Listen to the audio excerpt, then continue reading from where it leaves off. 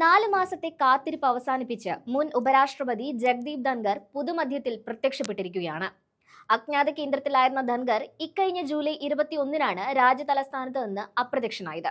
പിന്നീട് കൃത്യം 4 മാസം വേണ്ടി വന്നു ജഗ്ദീപ് മറനീക്കി പുറത്തുവരാൻ. BJPയുമായി ഉടക്കി ഉപരാഷ്ട്രപതി പദവി രാജിവെച്ച ധൻഖർ RSS വേദിയിലൂടെയാണ് വീണ്ടും തിരിച്ചുവരുന്നത്.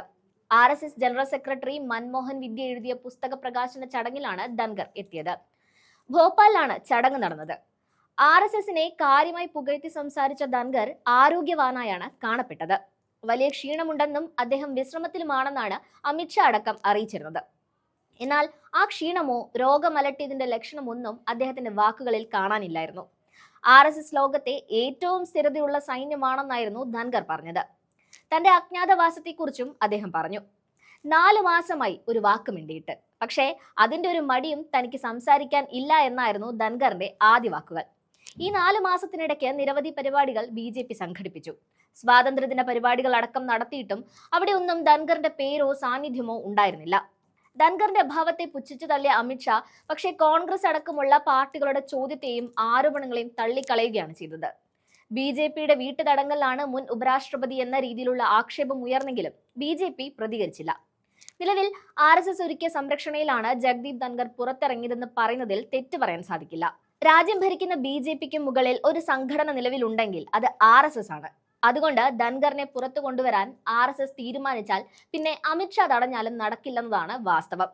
പൊതുമധ്യത്തിൽ 4 മാസത്തെ ഇടവേളയ്ക്ക് ശേഷം പ്രത്യക്ഷപ്പെട്ട ജഗ്ദീപ് ധൻഖർ ഇനി സജീവമായി പൊതുപരിപാടികൾ ഉണ്ടാകുമോ എന്ന സംശയവും ബാക്കിയാണ്.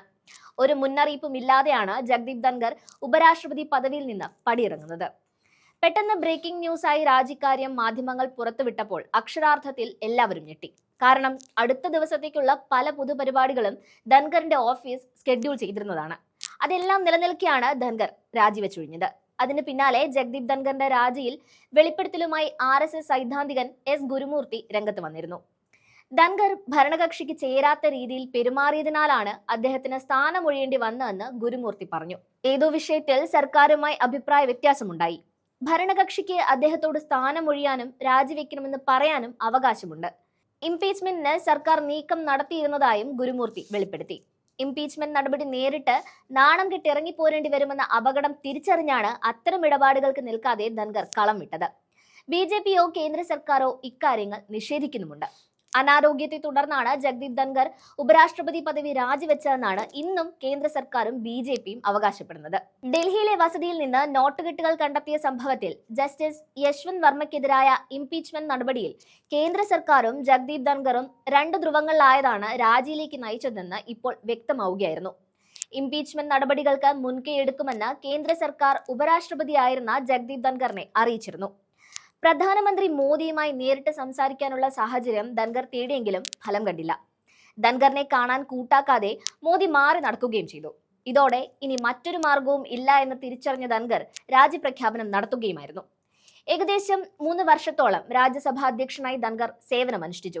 ജൂലൈ 23-ന് ജയ്പൂരിലേക്ക് നടത്തുന്ന തന്റെ ഔദ്യോഗിക യാത്രയെക്കുറിച്ച് തിങ്കളാഴ്ച വൈകുന്നേരം 4 മണിക്ക് അദ്ദേഹത്തിന്റെ ഓഫീസ് പ്രസ്താവന പുറത്തിറക്കിയിരുന്നു. ഇതിനിടയിലാണ് ജസ്റ്റിസ് യശ്വന്ത് വർമ്മയെ ഇംപീച്ച് ചെയ്യണമെന്നാവശ്യപ്പെട്ട് 50-ലധികം MPമാർ ഒപ്പിട്ട കത്ത് ലഭിച്ചതായി ധൻഖർ തിങ്കളാഴ്ച രാജ്യസഭയെ അറിയിച്ചത്. രാജ്യസഭയിൽ ലഭിച്ച കത്ത് പ്രതിപക്ഷ MPമാർ മാത്രമാണ് ഒപ്പിട്ടിരുന്നത്. അതിനാൽ ഈ നീക്കം കേന്ദ്ര സർക്കാരിന് അറിവുണ്ടായിരുന്നില്ല. തുടർന്ന് വിഷയത്തിൽ മുന്നോട്ട് പോകാൻ അദ്ദേഹം സെക്രട്ടറി ജനറലിനോട് നിർദ്ദേശിക്കുകയായിരുന്നു. ഇത് മനസ്സിലാക്കി കേന്ദ്ര സർക്കാർ ധൻഖറിനെ ശത്രുപക്ഷത്ത് നിർത്തിയതോടെ ഉപരാഷ്ട്രപതിക്ക് മുന്നിൽ മറ്റു വഴികൾ അടയുകയായിരുന്നു.